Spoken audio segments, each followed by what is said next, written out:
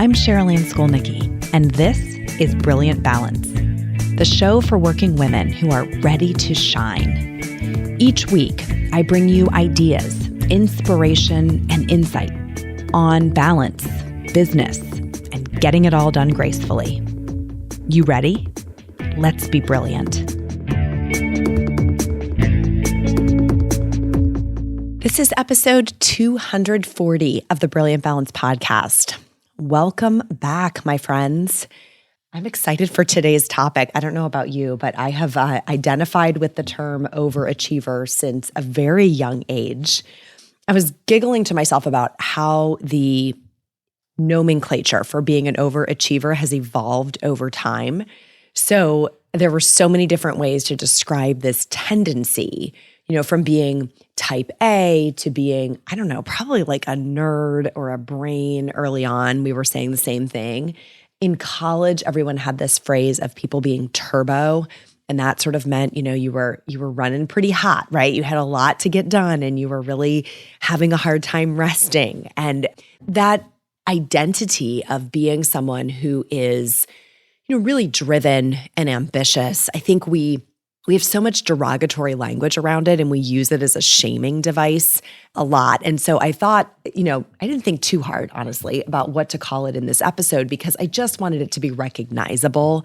And I think the term overachiever is probably one that a lot of us who wear that label can wear fairly neutrally, right? I don't have a lot of baggage around this particular collection of words. So I'm gonna go with it for today because the point of today's episode isn't to talk so much about what do we call someone with these tendencies. It's really how do we protect ourselves? How do we protect ourselves from one of the most likely conditions that we can manifest as overachievers, and that's burnout. So if you think about it, a lot of conditions or personality types or even like medical conditions can lead to, you're at risk for negative outcomes, right? So if you are substantially overweight, you're at risk for diabetes, right? That would be like the kind of example that I'm looking for here. And in this case, people who identify as overachievers, you are at risk for burnout. So I want to talk a little bit about how did we become overachievers? Like sort of, are you born that way? Or is this something that sort of like a nature-nurture argument around being an overachiever? And then what do we need to do to get a little bit of freedom from this pattern when it becomes detrimental? And it's not always detrimental, right? I mean, there's a lot of good that comes from being highly productive and having a lot of ambition and a lot of drive. There's a lot of good that comes from that. So it's really figuring out like where has it crossed over into diminishing returns and how do we avoid the dip that can come unchecked? And that dip would be the one that leads to burnout. So first of all, how do we become overachievers, right? What's kind of in the soup early on that creates this? I think when I look at my own life and also when I look at the data, it's probably most often early experience with praise or early experience with fear. So one of two things, either we got a whole lot of praise for getting a lot of stuff done, for being in a lot of activities, for, getting all of our work done and tackling it with gusto. Like when that task orientation is what earns us our shiny gold star, the needle goes in for that addiction and we become little humans who are seeking, how do I get more of that praise? How do I get more of that love? I'm not going to talk as much about this one, but I think the secondary way we become overachievers is we're trying to escape something, right? You can sort of put on this coat of overachieving when you're trying to earn your way out of a difficult situation. And so it's like, if I just do more, if I'm better at it, if I'm the best at it, then I can sort of earn my way or move my way out of this difficult or scary situation that I might find myself in. Either way, what happens is we get addicted to that feeling. And then we can experience insecurity or like feelings of inadequacy without it. So we don't know who we are if we're not doing all the time. It's like, that's where it becomes fear-driven perfectionism. No matter which sort of origin story got us started, we can't get out of it because we are terrified of what would happen if we stopped working so hard. So you get into this cycle of, if I don't keep doing this, what's going to happen? Some bad thing is going to happen. Or who will I be? Either the praise is going to stop coming, people won't like me, I won't be special, right? Or I'm going to end up back where I started and I don't want to be there. And that sort of puts us into a competitive cycle where it can become externally focused. Not only am I doing the most I know how to do, but am I doing more than everyone else? Am I looking around at my peer group or the people around me, and am I confident that I'm doing the most? Which sort of puts us in this insatiable cycle of striving, right? Where we can never rest. We can never take a break because someone might get ahead of us. So that early experience with either praise or escape leads to, this sense of insecurity or inadequacy if we're not doing it, which means we can't stop, right? Fear-driven perfectionism. And then it can even become externally competitive, not just competitive with ourselves, but competitive with the people around us. So now we're racing, right? And you can feel it even in my language, I think. There's like a breathlessness to this energy. There is, that sense of sort of being chased or running from something. And that puts us in that all work and no play pattern. And that pattern, it can't last, right? It's just not sustainable. So to get some kind of freedom from that pattern, that sort of one-way ticket to burnout, we really have to acknowledge how we got here, right? We have to find our own origin story. How did I end up with this wiring? What was going on when I was young? What was going on when I was a teenager? When did this sort of set itself in stone? And I think we also need to examine the cost. What is the cost of staying this way, of remaining in this pattern of behavior so that we can break the patterns that aren't serving us? And again, I think it's so important to say that many of these patterns have like a nugget of something good. And that's why we want to do them. That's why we keep doing them. There's a nugget of something in there that is our identity and that was serving us really well, or we wouldn't have continued to do it. And what we're trying to find is, where's that tipping point? How do you bridle this? How do you kind of learn to steer it and not have it steer you, such that you can be productive, you can be useful, you can, do big things in the world and pursue your purpose without having the cost of burnout? And I think there's 5 patterns. Maybe we could even call them addictions that we need to break or kind of lessen their grip on us if we want to avoid burnout. Okay, and those are the things I want to talk the most about today. So the first one, the first like addiction or pattern is the addiction to completion, to the notion of things being complete. This is where we want to finish what we started. And often we want to do that in one sitting. I want to get in there and I want to get this whole thing done and I want to get it cleaned up and I want to check that box and say, done. And that drive, my friends, is strong. That desire to see something be complete, to see the circle finish filling its way in, to see the thermometer rise to the top is very, very strong. So that addiction to finish what we started, often in kind of one working session, gets in our way because then we don't know when to stop, right? And sometimes it also keeps us from picking up the next task because we know that we're not going to know how to stop once we start it.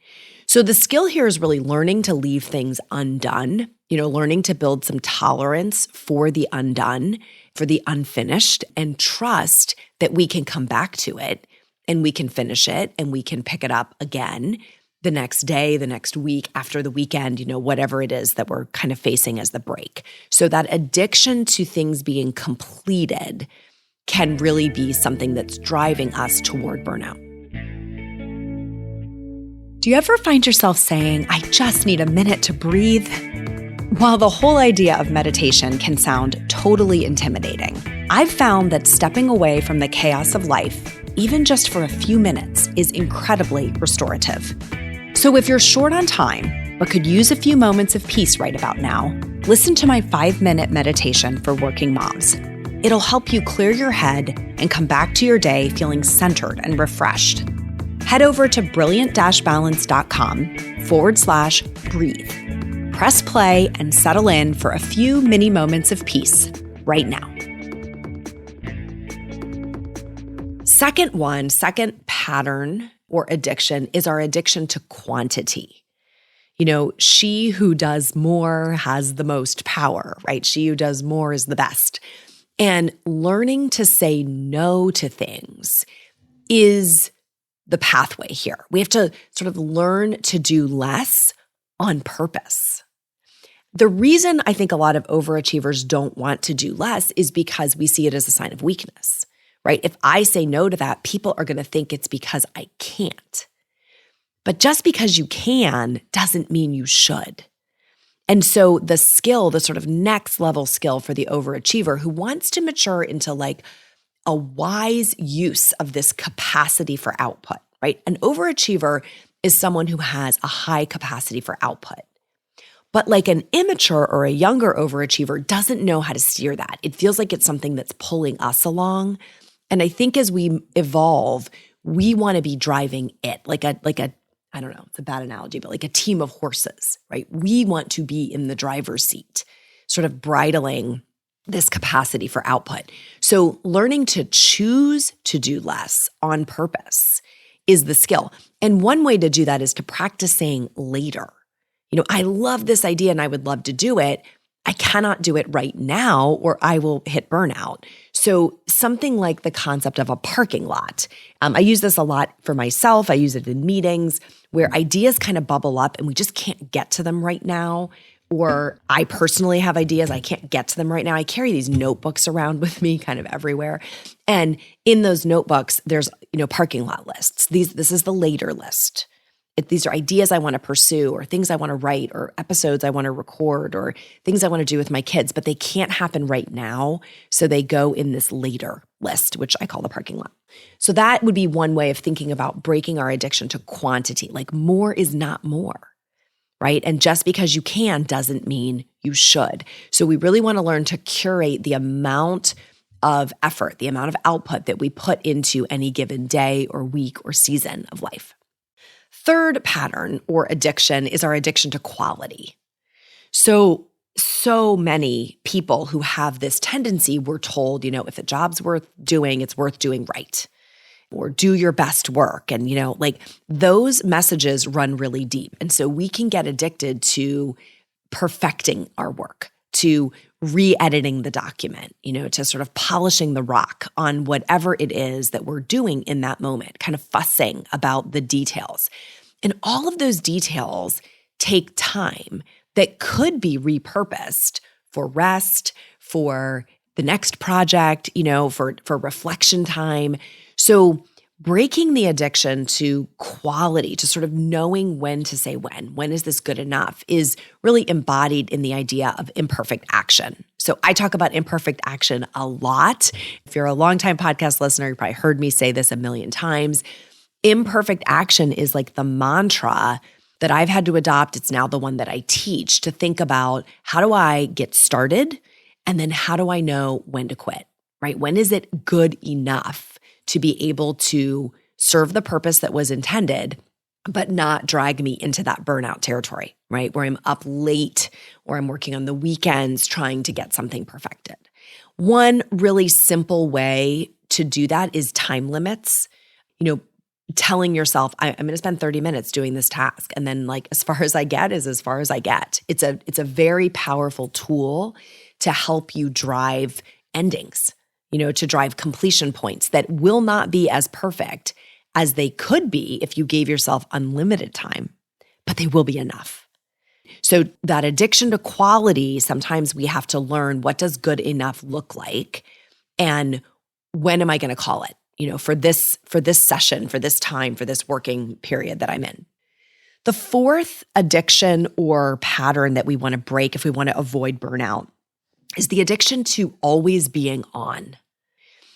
This is where we sort of wake up like a wind-up toy, and we hit the ground running, and then we just don't stop until we crash. And sometimes we run long into the evening and through the weekend and through the summer. Like we just keep going, like little Energizer bunnies, if you remember that commercial. So we break the addiction to always being on by, my favorite way of thinking about this is like setting a quitting time. If you think about old school work where people had, they're sort of clocking in and clocking out. And when they were done, they were done. Our culture is losing touch with that. And overachievers are just sort of, strong arming that. Like we're not interested in a quitting time. We just want to work all the time. But establishing a time when you are done for the day, for the week, and being fairly rigorous about that is one way to break this cycle. So avoiding burnout ultimately requires recovery. When we're going to have periods of exertion, they need to be followed by periods of recovery. That looks like breaks, throughout the day. It looks like sleep at night, right? On a daily level, that sleep is what gives us the restorative time. And it looks like, play and laughter and fun and time in nature. It looks like games that we care about. So I am not talking about Legos on the floor or Barbies or, Monopoly, unless that's your jam. Some of you, it might be. But I'm looking for, what is the equivalent of that for you? Where do you get lost in the experience because it's so fun that you're not thinking about the work that you're taking a break from? So breaking that addiction to always being on means the recovery time has to be as enticing as the work. There has to be something on the other side of this equation that's really drawing you toward it. And so when you find passions and hobbies and interests that you care about, it's easier to pull yourself away from your work because there's a magnetic pull toward those things. Many, many women, by the way, at midlife, if you're kind of where I am, have forgotten what those things are. We've completely lost touch with what are our hobbies? What do we like to do? And so if you're struggling with that, we should chat about that and get you reconnected to the things that can pull you away from work because they're really important and it makes it easier, to avoid this burnout cycle. All right. And then the fifth thing, the fifth addiction or the fifth pattern that we want to break is our addiction to independence. This might be the hardest one. Not only am I going to do it, I'm going to do it all by myself. Just watch me, just sit there and I got this. So that addiction to independence, to doing things on our own, is what can sort of put the weight of the world on our shoulders. So on top of the quantity, and our need to have everything done to completion and at the highest quality and never taking a break, we also want to do it all by ourselves. And we want to learn that some things can be delegated without repercussions. There are some things that we can hand off and nothing bad will happen, right? There are places where we can accept help. We can ask for it. We can take it when it's offered. We can buy it in some instances. And that willingness to do that can give us freedom from this one-way path to burnout. Guys, this is important, right? Overachievers are made. They're not born. And it's so often has its roots in what we were praised for or what we were running from when we were pretty young, when we didn't know that the patterns we were establishing then were going to be with us for the rest of our life, right? We're spending lifetimes chasing those feelings or trying to run away from them. It's like a drug. So to avoid the burnout that really can be, our pot of gold at the end of the rainbow isn't so golden, right? We can end up having burnout be the prize that we're getting for all of this. We need to break these patterns because burnout, which I've talked about in earlier episodes, is not to be messed with. Early stage burnout, you're just going to feel a little dulled out. You're going to feel lackluster, like you don't really want to tackle the stuff that's on your list. Nothing's going to seem that interesting. You're going to feel a little checked out, right? It's going to be harder to find that motivation that you've always had, and you're going to wonder what's going on. That's your smoke signal. That's the warning signal that burnout is coming. And if you don't address it then it can get very serious. It can lead to exhaustion, a breakdown. Like burnout is real. This is where people quit their jobs. They check out of their lives because there's just nothing left in the tank. We've completely depleted ourselves. So to avoid that state, we want to break those patterns of, the addiction to completion, the addiction to quantity, to quality, to being always on, and to having to do every single blessed thing ourselves, which is just, as we know, not sustainable. So if you are in this struggle right now, if you're hearing yourself in this episode and everything that I'm sharing, you're really a prime candidate who would benefit from having some guidance, some mentorship, some coaching to change course, to get yourself onto a better path, one that is sustainable into this next chapter of your life. And if you've been in this pattern for a long time, I'm going to tell you, it doesn't just happen. It's not like, oh, I am just going to decide today that I'm going to do this differently. There really are skills that go underneath every one of those pattern breaking cycles that I was referencing. So could be a good time to have a chat. You can just go to my website, schedule some time. You can chat with me or someone. If you find yourself in this pattern, it's really important that you kind of raise your hand and say, I think I need to look at this and see if there is another way for me. And I promise you that there is. All right, that is all for today, my friends. Till next time, let's be brilliant.